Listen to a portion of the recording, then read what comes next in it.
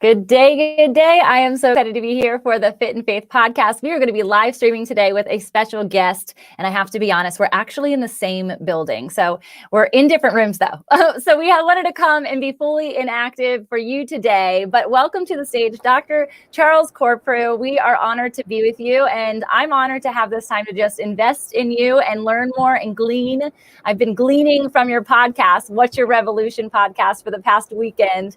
And it's been transformational to be tuned in to a demographic that is unlike myself, and to learn specifically what that heartbeat is, what your revolution is to you. So there's so many bio pieces. You guys' bio is extensive and impressive and really just rad. But ultimately, like what we were just saying before we got on, it's so nice to have this like human to human connection with a coworker in the same space that are doing different things, but ultimately serving people and humanity for good. And so I would love for you to give yourself your own bio, and then we can jump into conversation. I'm just happy to be here with you, Tamra. It is a blessing, and just want to show tremendous gratitude for our connection. You know, as I said in the green room, as I call it on my show, just being able to connect with you and then watch you in space is just an amazing thing. And you know, when you see generational leadership. And that's what I think when I see you and your ability to connect with people and really bring out the best part of them. So I'm excited to be here with you and be a part of your revolution because it's impacting so many people. I always like to say my bio, I am a Green Run graduate. And so I love Green Run High School. It is a part of who I am. And so every time that I'm on this show, I want to talk a little bit about my experiences as a 89 graduate of Green Run High School, because it was that foundational period during the late 80s at Green Run that really fostered my worldview. We were a culmination of Asian, Black, white, Filipino at Green Run High School that molded together and really bonded together. And so it allowed me to see culture in a very different perspective than rather just going to a predominantly Black school, predominantly white school. It was this time where people came together as teenagers. We didn't really think about life from what was going on behind those walls at home with everybody else. We just thought about what life was like when we were together. And so some of my closest relationships are still from being at Green Run High School from 86 to 89, and that love and joy. I like to joke, Tamra, that my blood is Kelly green, royal blue, and white because I am a stallion through and through. Just want to give a little shout out to our class president who passed because of COVID a couple of weeks, Gil Flores. Tremendous man, tremendous leader, and just a great friend. And just shout out to he and his family and to all of our stallion clan who, you know, want to make sure that we are behind each other during this period and that we love each other. But that's the foundation of who I am. I grew up a two-parent household with both educators, my mother and father. My father was a principal for 35 years in Norfolk. My mother was a reading specialist. And so I had books in front of me at a very, very early age. My parents were reading to me. And so I began this love of reading very early. My mom would always throw something in front of me. I want you to read this, recite it to me. And then I had my grandmother, who was her mother, who lived with us, who was a very Christian faith woman. And so she had me reading the Bible and reciting scripture. And so that's how I grew up at home. And then I moved to James Madison University, where I got a degree in Black Studies and history. And I was like, what am I going to do with this, Tamra? What am I going to do with a degree in history? And so I didn't. I pushed it away so much, but I didn't want to go into the family business. I didn't want to be a teacher. Ultimately, what did I do? I became a teacher. So good. Yeah. I taught at Great Neck Middle, and then I went back to Green Run High School and taught for 5 years. And it was one of the best times of my life, and being the baseball coach there and mentoring young African-American men. And so one day I remember them telling me, they were like, you're too big for this. And I'm like, what do you mean? I'm here for you. I want to be here with you all. They were like, no, you've got to do something greater in life. And they were like, well, have you ever thought about going to get your PhD, being a doctor? And I was like, no, I haven't. And so I started looking into it. And, God moved in and said, I'm going to move you into this space. And so I got my PhD at Tulane in 2011, went to New Orleans and lived there for 15 years. And that's been my journey. A professor. I started a firm, a consulting firm in 2015, worked very well. And now I find myself in venture capital. working with entrepreneurs who are women and of color, and really helping them build and proliferate their ventures. So it's been a great life, and I'm really excited about, what is happening in the world and the ability to actually help people find their revolution. That is so cool. And we actually have so much in common. I was born and bred here. I went to Ocean Lakes High School. Okay. And my husband was Green Run, but elementary school. So he grew up. That's so good. So he grew up going there, and like to this day, and I really value the way that you talk about community, because while I love my alma mater, I don't think of it in the same regard as far as the community goes. And my husband really, to this day, he talks all about the community that was there in elementary school and what they would do after school, and just like the heartbeat of brotherhood that existed, the infusing of music that has now like followed him into the ears and the hearts of my children, the rap music that's just like so awesome. Nice. And so I'm always like, he's a little too young for that. But he's like, I'm trying to keep it clean. But it's such a heartbeat to who he is. And I think it's a really cool testament to hear you talk about that and how it's still such a huge part of who you are today. Yes. Another component that I wanted to talk about, I don't think I knew that you went to JMU. Did you know I went to JMU? No. Yes. I did not know that. Where'd you stay? I was in Weaver Hall. Okay, I was in Garber my first year. All right. And then sophomore year, I was in the RA at McGraw-Lawn. Wait a minute. Yeah. I was an RA and then a hall director at Bell. That's so rad. Then I lived at Sunchase. See, Sunchase wasn't even built when I know. And so it's so cool. When I was in RA, I was actually, I was in the same dorm room as the freshman football team. And I was not only the white girl on the second floor who might type up your homework if you bring it to her. I was also like the go-to, just like, hey, can I get by with this? They would always come in and watch my big flat screen TV at the time, still a massive box, right? But it was a flat screen, and they would come in and chill and put their feet up on my Papazon chairs. And one of them actually was on my podcast recently. He ended up playing the NFL for the Jacksonville Jaguars, and I went to high school with him locally as well, Scotty McGee. He'd be amazing on your podcast. So I would love that. Send the intro. I would love that. Were you there when they won? When we won the first national championship? I was. I sure was. Yeah. So that's such a cool connection. But ultimately, I feel like that school was a part of. I was in this like really weird stage of life, and I'd love to unpack to hear if that's something that you ever experienced between schools or even when you were teaching, where you felt like you weren't living to that potential. It sounds like other people were recognizing that in you, but you might have just been in a state of mediocrity. Tell me about that. That's an interesting question, Tamra. I think I've never really fully sat, and I don't want to sound hubris, fully sat in my greatness. My father and mother are very humble people. My grandmother was a very humble person, and they've never been ones to say this, toot their own horns. Or I've always been one to say, if someone is saying or giving me accolades or things, thank you, and to be gracious and humble. And so that has been, I think, that imposter syndrome, I think that's where I want to go, has been in places, and I've seen it through life. I saw it in college when the ability to actually step up and actually lead. I had to really step out and be a really good hall director. I was one of the youngest, hall directors at JMU at the time. And so how was I going to lead all of these upperclassmen? And then when I got out in teaching, I was a very young teacher, and trying to actually step into this role. I worked with some very veteran teachers who had their way, and to try to show deference to them. But then I really realized that I had to actually step out of that. I think what I do now, particularly with the men that I work with and what we try to do on the show, is that you have to step into, this life of greatness. And there's still a line of humility and humbleness and gratitude that goes along with that. But some of the most prolific people I know are people who have said, you know what, I'm okay sitting in this aspect.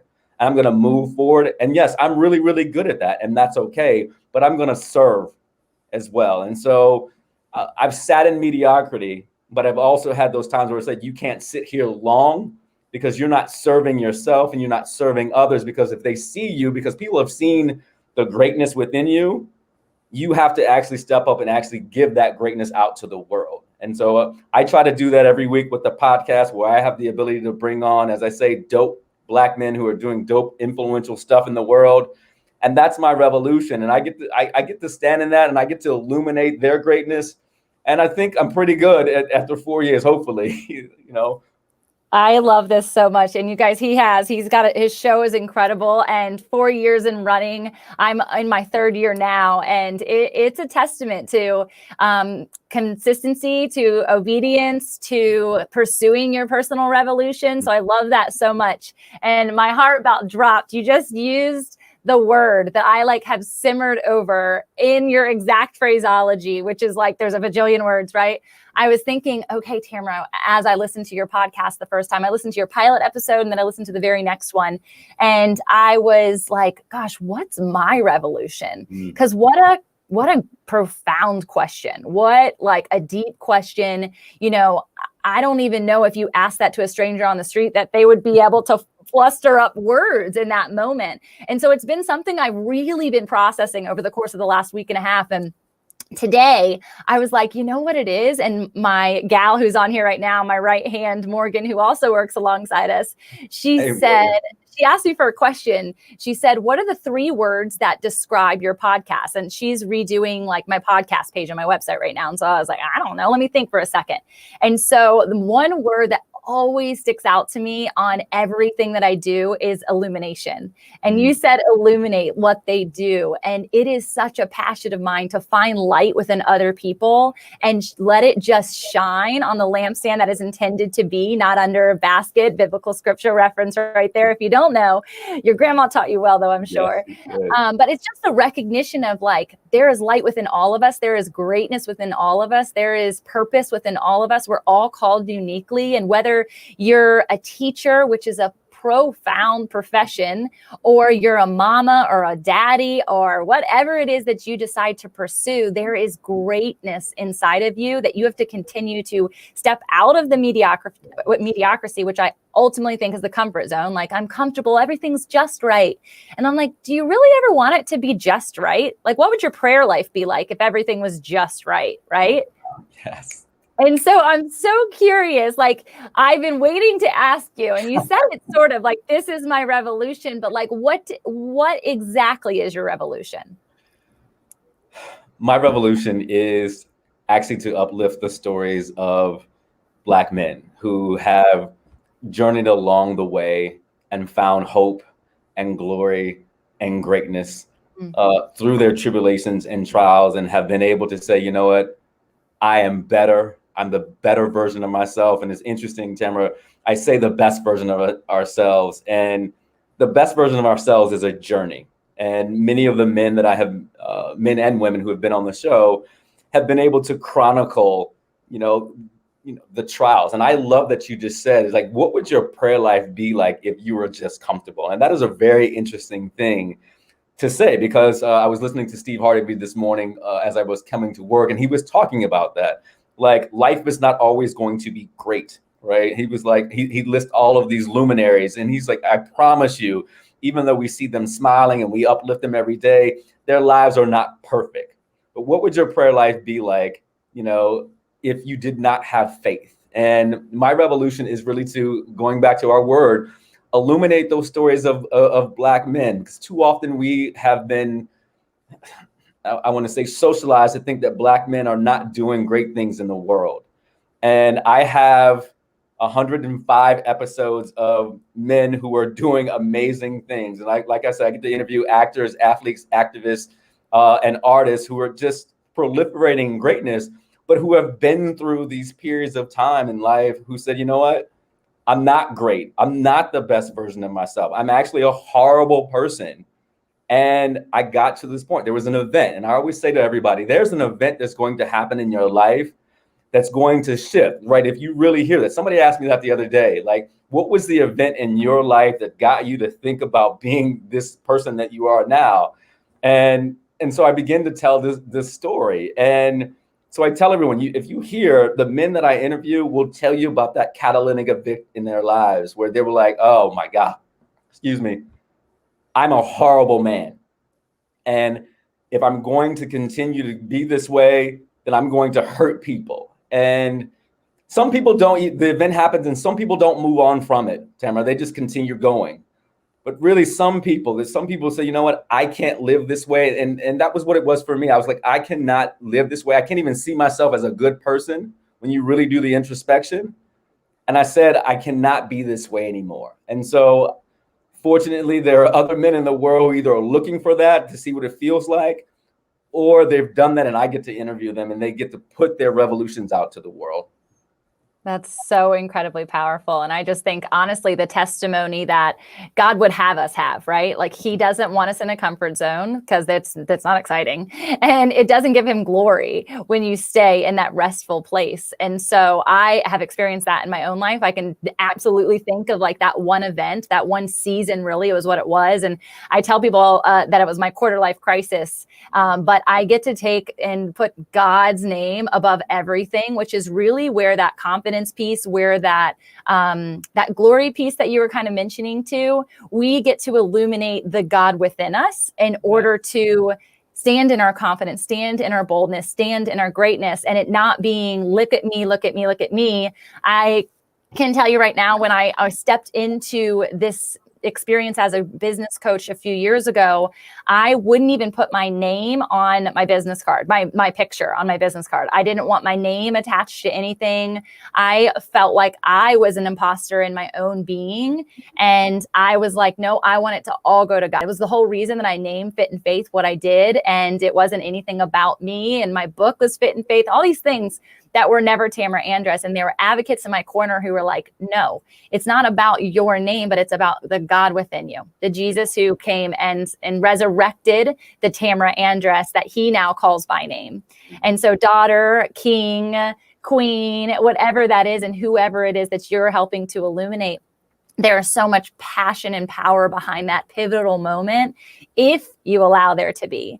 And otherwise, you live a life of a constant rear view mirror, and you're constantly staying stuck in a place that kept you bound and trapped in a false identity. And nobody is intended to be held or bound by those chains. So imposter syndrome is huge for me, because I think that oftentimes the imposter is really just the enemy. And it's actually not anything God would have you say or claim or be when you look in the mirror, when you're looking into his face at any point, when you get to the end of the road, right? That being, that greatness that you intend to be. I always say that we're always becoming. And so it's knowing that the best version of you is likely the version standing next to Jesus, looking down on the earth, because we should always be learning. There's never a point of stop, right? So tell me, as like you continue to become, I wanted to like dive into so many different places here. One, I'm super curious about the venture capital piece of what you do, because my big grandiose mission is that I would be able to plant seeds and sow into people's hearts and ministries and God dreams, so that they can flourish them and bring them to life. And money is always one of the biggest objection points. And so what exactly do you get to do alongside these women? And I love that they're women of color. And we can't plan this. Only God can plan this, y'all. Today and yesterday was the beginning of Black History Month. And so I just feel honored to just be in this space with you. And I want to like just pick your brain about why you continue to invest in that specific community, showcase who you are, the heartbeat of Green Run, right? Mm-hmm. And like what exactly that looks like to support. I appreciate that. I want to give a shout out to our founder at Camelback Ventures, Aaron Walker, and the wonderful team of people that I work with at Camelback Ventures. There are 9 of us. We're expanding in a couple months. Camelback Ventures' belief is that opportunity is equal, but genius is equal, but opportunity is not. Mm. And so we saw, as you know, as an entrepreneur, Tamra, that our ability to find pain points and then to actually create solutions to those pain points is what allows entrepreneurship to grow. You know, we think about Airbnb, we think about Lyft, we think about Uber, those unicorns that are out there. But if you go on down the ecosystem, there are great ventures that are solving pain points for people every day that we don't know about. And these are $1 billion, $1 million, $1,000 companies. And so what we were seeing in the landscape was that women and people of color who were building these ventures were not getting the capital. Only about 2% of venture capital goes towards Black and brown women. right? And you think about we talked about Clubhouse today in our conversation. They got a $1 billion valuation and they don't generate any revenue. Can you imagine that? Of No, 1 billion. oh my They do God. not generate any revenue. And so, but I have the ability to work with a great team that funds wonderful ventures created by women and people of color that are actually have the ability to shift the lives, particularly of Black and Indigenous people of color, right? To shift that. The hardest thing, though, is that finding and really proliferating and catalyzing that capital that will go into them to help them build their $1 billion valuation, their $1 million valuation. And so we thought, well, if they can't get the funding, we will pool the funds and fund them. But it just doesn't stop there. We think about that community, capital, connections, curriculum, and I always forget one. There's 5 C's. There's 5 C's. And so we infuse all of that into them. And so we accelerate, as we say, we accelerate their ventures. And by our expansion over the next couple of years, we have the ability to give them follow-on funding and support. And that we're building also a larger fund, right? So we're becoming this larger venture capital firm, right? That we can play in the field with the big boys and big women, right? Who are doing great things and funding, who are funding other ventures. But if I'm a person of color or a woman, I want to say, I want to have some of that money, and who's going to fund me? Well, we know that Camelback Ventures and our Roofless Fund has the ability to proliferate those ventures. And so that is so cool. Yeah, so it is how a wonderful thing. Apply, or you guys find them? What is that process like? So we source and we vet. We actually. So shout out to my colleague Caroline Lukewicki, who is our director of our search and selection. We have a process every year. Usually, a company would come in for about 6 months, and they would work with us. We would infuse them with capital and with the coaching and curriculum and the connections in the community. And then we would actually float them, to give them but we're going to do more. And so we figured that if we were only bringing in 12 to 15 ventures a year, we're not impacting as many people as we could. And so what we're going to do is that we've shortened our selection period. We've shortened the time that we're going to use those 5 C's. And so we're going to bring in hopefully about 30 to 35 ventures a year and have more resources. Like I said, we are expanding at Camelback Ventures. I've actually taken on a new role where I get to work with those ventures extensively after they come out of our program, because I've built such an expansive network in the ecosystem that I get to say, okay, hey, let me talk to Seth Levine at Foundry Capital. Hey, I think this venture is going to be really, really good. Let's have a conversation. You might be able to infuse some cash into them, right? Wow. I might talk to Tamra and say, hey, I've got a great organization that your coaching would be amazing for them because they're dealing with imposter syndrome. They don't know how to do the marketing and media that they need to. And so, hey, that has our ability to put funds in your pocket, and then you infuse your knowledge back into them. So it's a wonderful Really cool. job. I get to actually get to bring them, some of them on my podcast to really illuminate. I'm going to keep saying that all day long. So good. It's literally my word. I love it so much.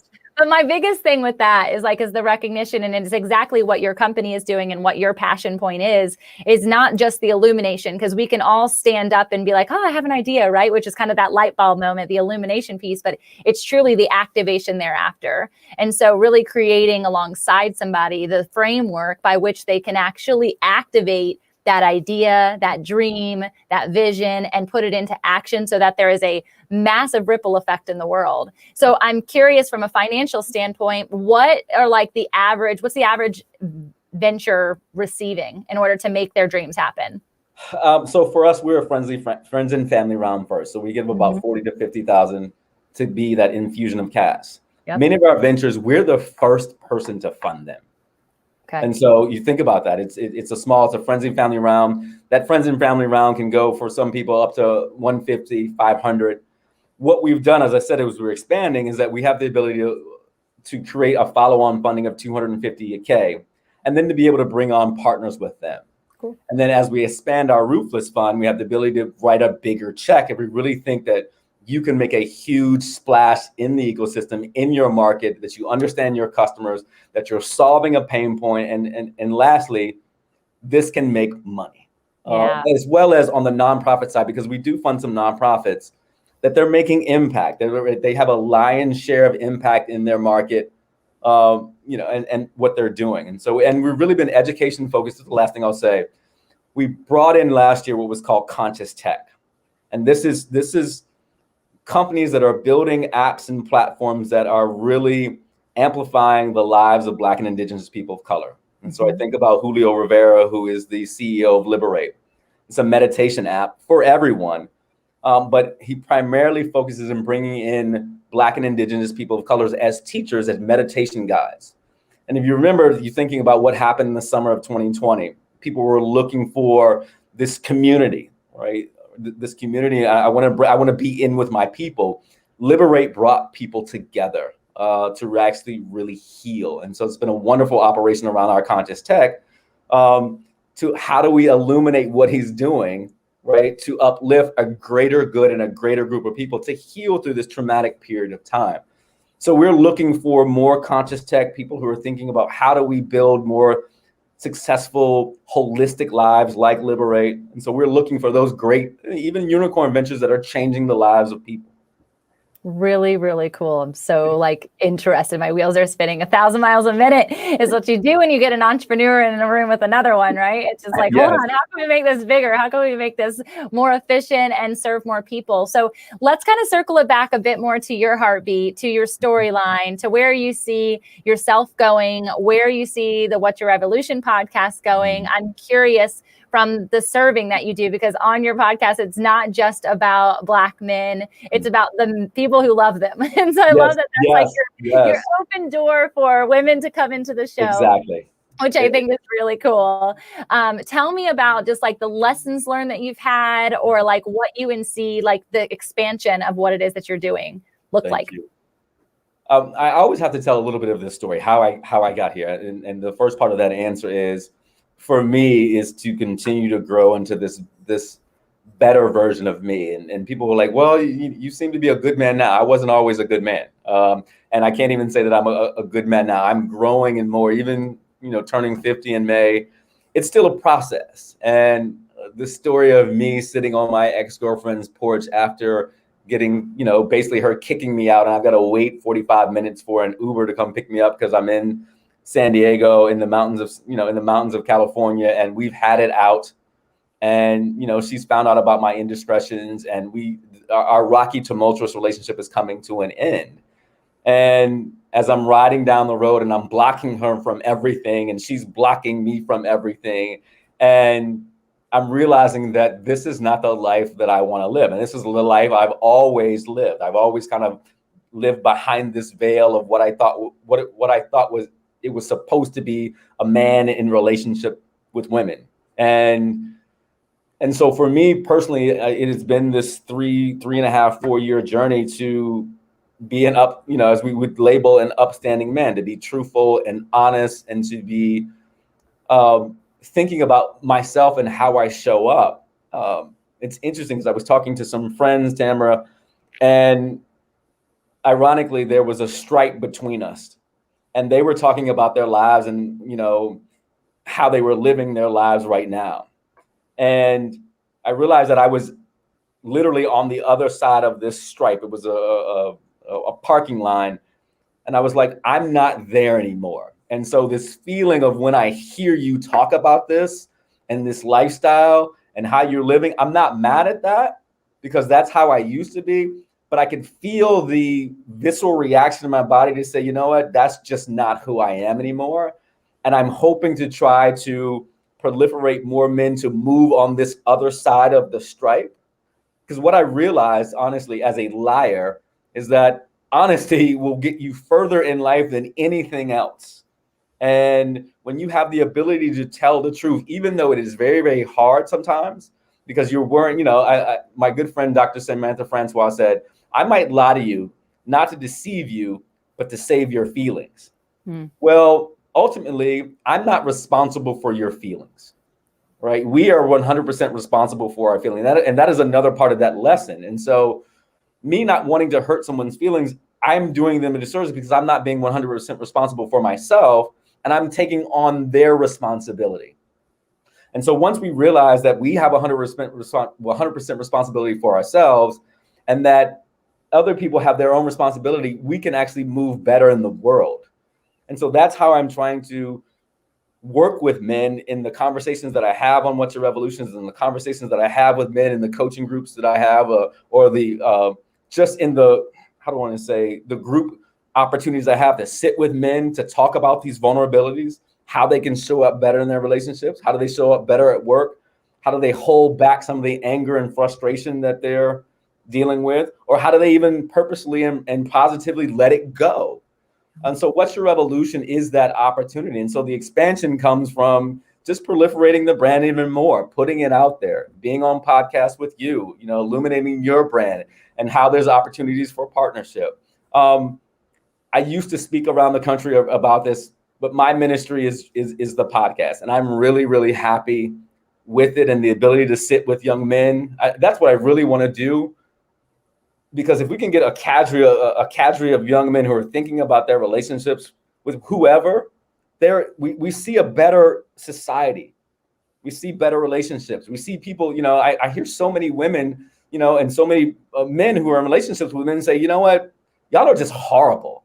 And I don't, when do we stop saying that about men? When do we stop socializing men that, toxicity and deception are a part of masculinity and manhood, that being healthy means to be vulnerable, to open up, right? To say the things that you need, to understand your hurt and pain, right? To get therapy, all of those things, I think is my ministry, and the ability to amplify those to men who are actually searching. So I have my avatar as an entrepreneur who I work with, and that avatar comes out a lot. Ultimately, that avatar is me, but I have another cadre of friends who fit that avatar as well. That's so good. And honestly, I have this conversation all the time with coaching clients about is that often our avatar was our past self. And the person that you wished that you could infuse information to at that state in their life. And so it's our mission, our revolution, to make those to follow better, that generational impact of actual information. And you keep touching on relationship, and ultimately everything we do is rooted in love, his love, our love towards one another. But it's like that understanding of intimacy in that relationship, that understanding of connection. And for a long time, we share another piece of our storyline that I too wore a veil. And you actually mentioned it before. You're like, you always seem so joyful and you're always so happy. And I'm like, yeah. And it's so intentional. I never want it to appear as fake, because I was hiding behind a lot of my life. And, I think often as a man, you can probably understand the lifestyle that you led and the lifestyle that you see others continue to lead, and the lack of intimacy that they have with themselves is because of the veil that they wear. And they think that they're wearing the veil for other people, but in fact, they're limiting themselves from seeing themselves. Yes. And when I was finally able to remove that, which we learn the same thing scripturally, like when Jesus removed the veil of the church and his death on the cross was that understanding of relationship, that understanding of connection, that understanding of intimacy, we were able to see ourselves as worthy for the first time. And that worthiness is what gives me joy, because I am able to root myself in an intimate relationship with myself and with my God before I ever extend that relationship or connection to anyone else. And so I feel the problem with that lack of knowing, that lack of self-worth, that imposter syndrome, that living on the other line, right? Living on the other side of that line, that racy line. And I get it. I understand the adrenaline that comes with it. I understand the eagerness. I understand the race, the rat wheel, the chase, all of those things. And that's ultimately where they're saying they are literally on a treadmill, an endless treadmill, going absolutely nowhere. And they think that there's endurance being built, when in fact, God's burden is light. His yoke is easy. And therefore, on the other side of the line, where we now have the joy and the privilege to stand in humility, is in constant submission on our knees. Yeah. And so if people could understand that even in limelight, even in a ring light, if you will, or a podcast or any of those things, I literally, if I would, I would be on my knees right now, because I so desperately want to see people able to remove the veil of their own lives, find true purpose in the connection and intimacy and love of the Father. And if we can do that, not just for men, that's an eager desire for women I have, because I also believe that women are living probably even more in secret than what men are, because men tend to, what I've seen, be open about the fact that they're living that racy line. Yes. And they're living on that side, and it's actually honored, and it's actually kudos and snapped and clapped and cheered. Yes. That's awesome, bro. And at the exact same time, the women are looked at as scum, dirty, the shame, the guilt that's added to every single layer. And therefore there's no ability to remove the veil because we're in utter shame. Mm-hmm. I totally agree. I mean, with everything. And as you were talking, I kept thinking about me loving when someone labeled me a bad boy. Mm-hmm. I mean, literally loving it and dressing, in this, right, this archetype of the bad boy, like Corprew, right? I didn't say that alter ego was my last name. Corprew, you're a bad boy. And this grin that came along. Oh yeah, I love that.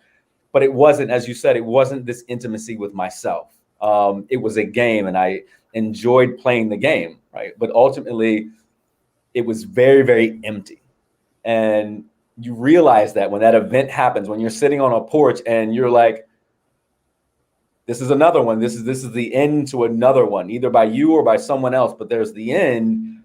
Like, what does the bad boy get you at the end of the day? It gets you nothing, right? There's no intimacy. There's no relationship. There's no higher power bringing you in. There's nothing. It is an emptiness. But because we have been socialized, at least let me put this back. Because I was socialized so much by friends, we would have this motto of deny till you die. That was our thing. And I mean, I learned that early on. I learned that in high school. I learned it was proliferated in college and just moved on and watching this. And that's how I built my life. And can look back at the line of women that I was with, and even my ex-fiance, who was an amazing woman. And I am blessed, Tamra, that she still continues to have me in her life, even though I was this horrible man. That this line of people that I have hurt, or who were then hurt and then hurt me, you end up on this step and you're like, I can't do this anymore. And that is where this journey of, well, let me go find out how to be a better version of myself. And I want to see somebody that looks like me. And there was nobody out there doing this type of work. There was nobody that looked like me. So as you know, as an entrepreneur, there's a pain point and there's a solution. Let's fill the gap. Let's fill the gap. What's your revolution fills the gap? Ironically, and I'll end here, is that the number of women that listen to my show is astounding. And the number of comments, right, that women send me thanking me about the show. And these are women of all races, all ethnicities that listen to the show and say, wow, I learned something more, right, that'll allow me to interact, even if it doesn't have to be a romantic relationship, how I interact with Black men, in a different way. And the men on the show were like, oh, wait a minute. The last show with Rashid Thomas was about self-actualization, right? Getting to that point. If you can't master love and belonging and self-esteem, you're never going to get to that version of yourself where you're the best, you self-actualize. But Rashid Thomas gives us that roadmap. So good. It's so good. And I think that's where, like, even opening up the doors to that conversation and to be able to say and hear the perspectives of both sides is so critical, because it was the same way for girls. Like my lingo for it was different. And I would say, like, I'm a guy's girl, in the sense that, like, I'd get invited to all the guys hangouts, right? And it'd be rad to be in that space. If I was with girls, I was like, man, this is so boring. Guys are so much more fun. And ultimately, there's a root to everything. There's a root to why we strive. There's a root to why the race and the chase and the names and the titles and the recognition, even if it's as the bad boy, there's a root to that. And so it's the understanding through therapy, the understanding through self-actualization and emotional intelligence and prayer, ultimately being rooted in the word, where somebody else is speaking and proclaiming truth over you versus lies that you're taking hold of as a label, that we're able to understand that the roots have to be uprooted. Because what happens otherwise is we are causing a generational curse. And likely the generational curse that you think is on your shoulders is actually on family and friends and society and other things, but we have to take ownership of that as well, because any decision that I've made was out of self choices. However, being guided by a culture that was okay with animosity, okay with hurting other people, okay with lying and getting away with it. And so I'm so grateful for your honesty, and knowing that it was rooted, even circling back to your days at Green Run, right? And it being a cultural problem that needs to be addressed. And so I love that you're not attacking or approaching your revolution from let's fix the problem, but instead let's solve the problem. And how can we have a further deeper conversation to help others infuse that revolution over their own life? Yes.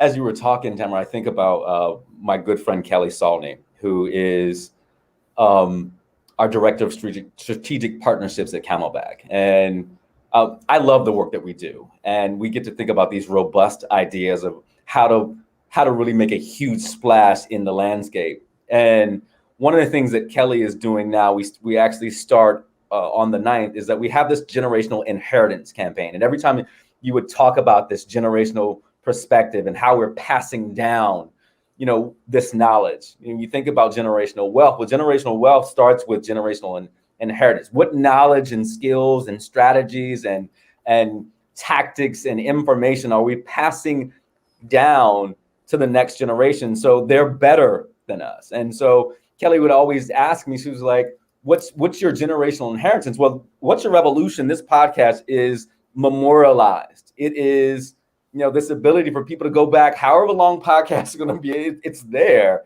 And so this information is now passed down. And so fathers and husbands and mentors and uncles and godfathers can listen, and the people who love them can listen and continue to digest and be better. That's the generational inheritance piece that you talk about, this ability to, those nuggets, like, hey, like Uncle Charles used to be this way. Yes. Let me show you what it's like to cross that line and be this version.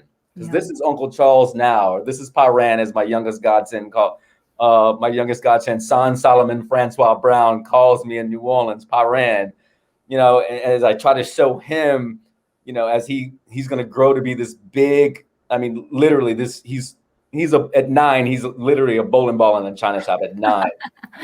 He's going to be tall and muscular and handsome, but the world is still going to see him this way. And I want to show him that you can be on the other side of this line very early, right? You don't have to deal with what Paran had to deal with as a man.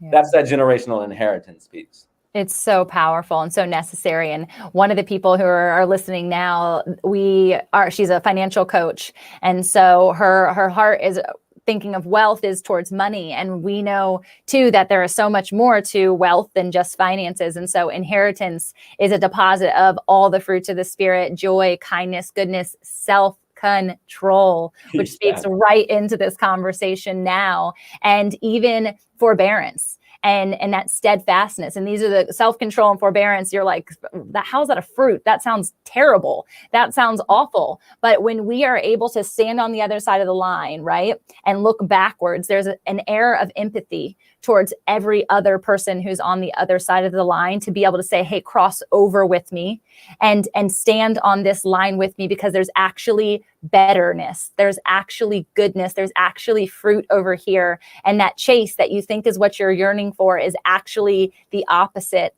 And like you said, you're going to end up on a stair step somewhere with absolutely nothing. And so recognizing that everybody's nothing looks really different.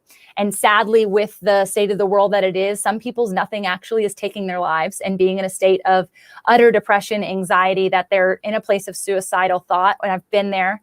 And so it's a huge passion of mine as well to understand that wealth is about alignment, and it's alignment of your mental health, your physical health, your spiritual well-being, your emotional health, your soul, right? Your mind, will, your emotions. If you cannot approach that with authenticity, even for yourself, then there just ends up being this stalemate, this experience of, talk about mediocrity. You stay there, you stay stuck there, and it's really a chain-bearing place to be.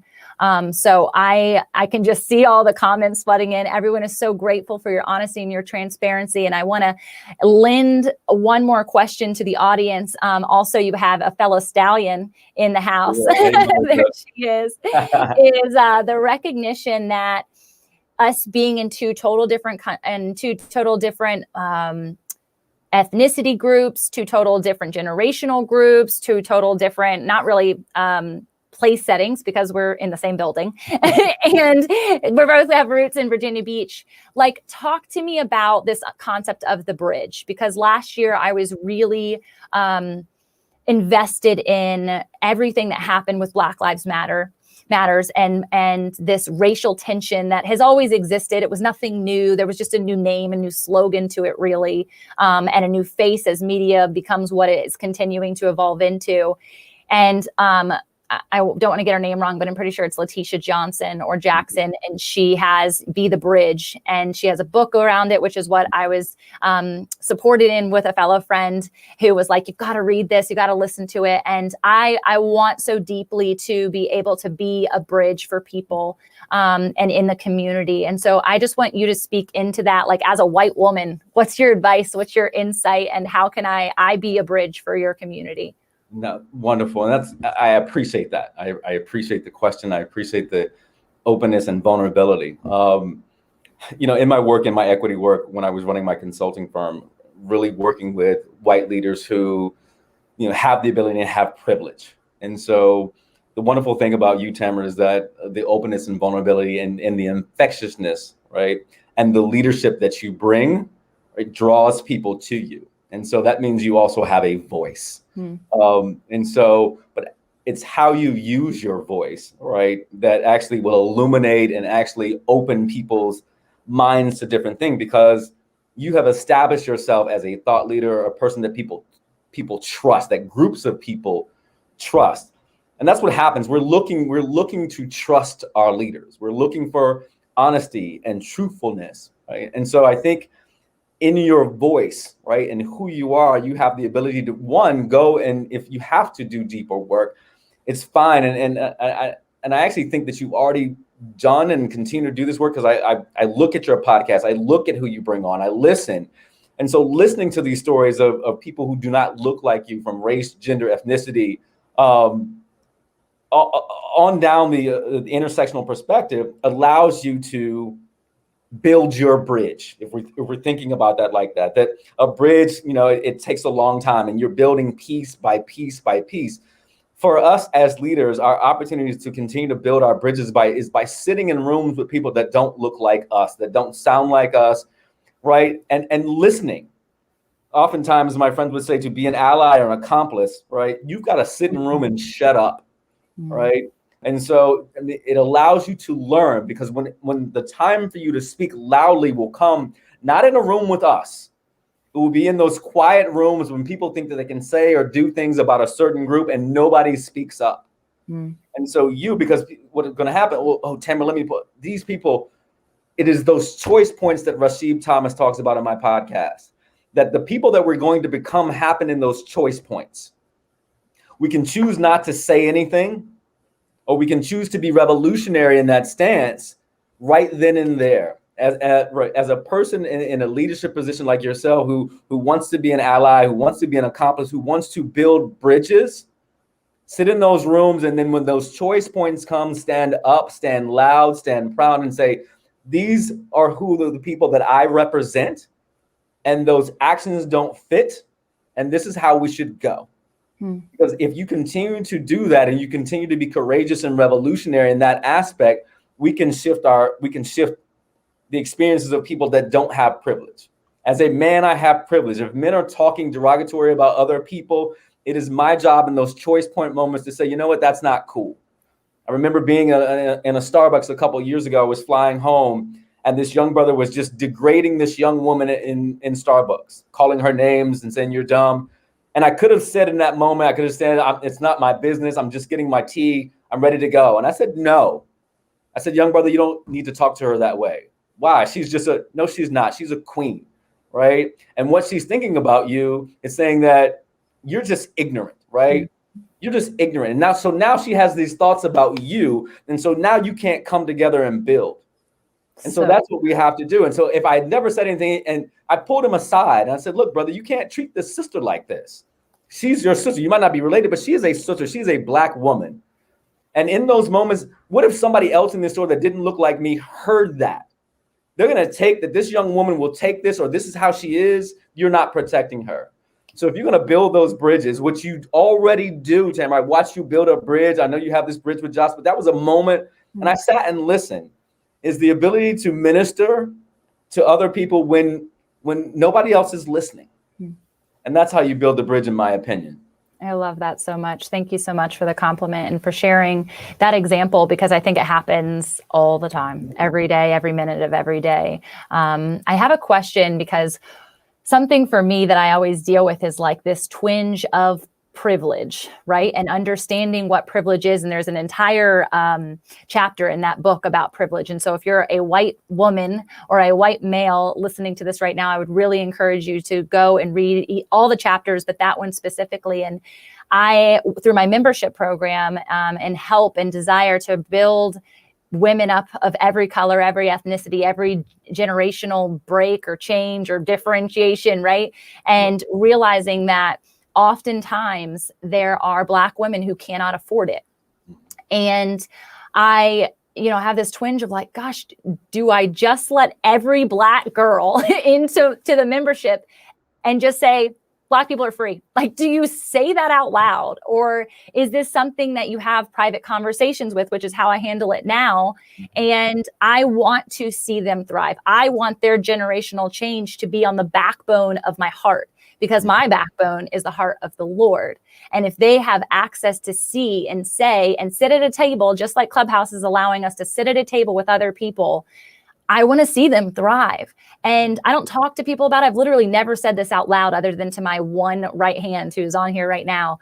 How do I go about that and honor people, honor where they are, but also move forward and build them up and not make them feel any sort of regret or twinge of guilt over it? Right. It is a great question. I think that, to be honest, I think we take race out of it. I think if we think about this from an equitable perspective, not everybody may have the ability to pay. And so it is those private conversations and the ability to say, how can I serve you? How can I meet you where you are? That's equity. And so some people actually think equity is that you're taking something from one group and you're giving it to another group. No, you're meeting people where they are. Some people have the ability to pay your as I say, your Maserati level of service. Some people will have to pay can pay your Honda level of service. Some people will pay your Hyundai level of service, right? It's understanding, like you said, as a God-driven, right, centered, Christian-centered woman, God would say, meet this person where they are, and proliferate them, because that's our duty. We have been given, and God has filled and poured within our cup. Why should we only fill this cup of those who can pay our greatest prices? And I had to do that with my clients, and thinking about, all right, I know that you can pay, you can pay this $15,000, $20,000, $25,000 fee, because that's what I'm worth, because you're this big conglomerate corporation. And I know that you're a small nonprofit. And I know I want to get you to this big place, but you can't at this point in time, because that big conglomerate started, right, somewhere, and somebody gave them that support. They poured into their cup. And so meeting them where they are, and you don't have to, this is somewhere where you may not have to illuminate to the crowds, yeah, right? But you're illuminating your ministry to them and say, look, I'm going to meet you where you are. Yeah. Right. And these are the things. And so that person, by your coaching, may have the ability to amplify their business, where they move up to the Honda, right? They move up. And then all of a sudden your mentoring, your ministry, your coaching allows them to move up to the Maserati. But if we only say that I'm going to work with this tier, we miss out. And that's why we have so many gaps in our country. the generational wealth gap is tremendous because I only want to pour into my high net because that's where my money makes. I don't believe in that, but that's just me.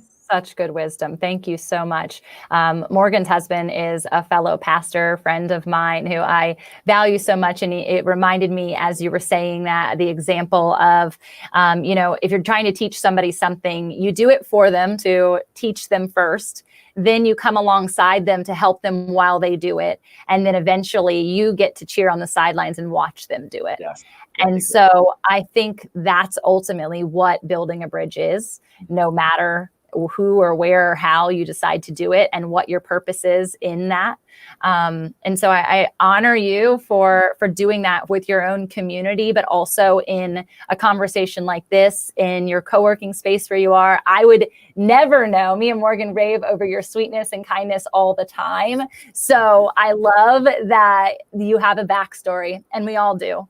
And I love that you're transparent in that, because it makes me like you that much more and want to rave about you that much more. So I just honor this conversation. Is there anything more? Obviously, you guys have to go listen to What's Your Revolution podcast.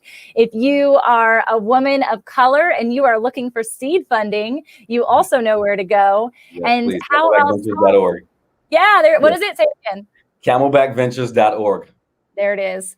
How else can they get in touch with you, Charles?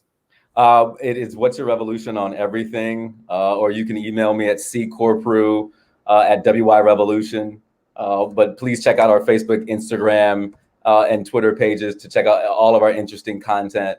But I would love to hear from us, and please listen to the podcast to learn as much about, men and the people, like I said, men and the people who love them. And so we're really grateful for the listenership and the growth and our ability to minister and pour into people's cups.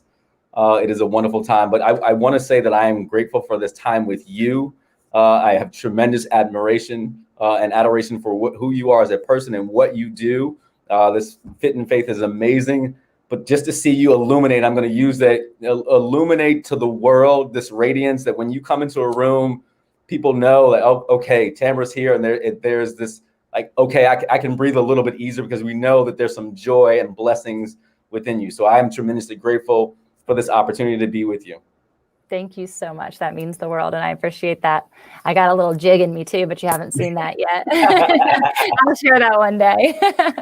You guys, thank you so much for tuning in live with us. If you're listening on the podcast, please go subscribe, like, review. But first off, go do it for Charles Corprew at What's Your Revolution podcast. It will change your life and your mind, and ultimately it'll change your heart. And that is what we're here to do. So Charles, thank you for partnering with me in that today.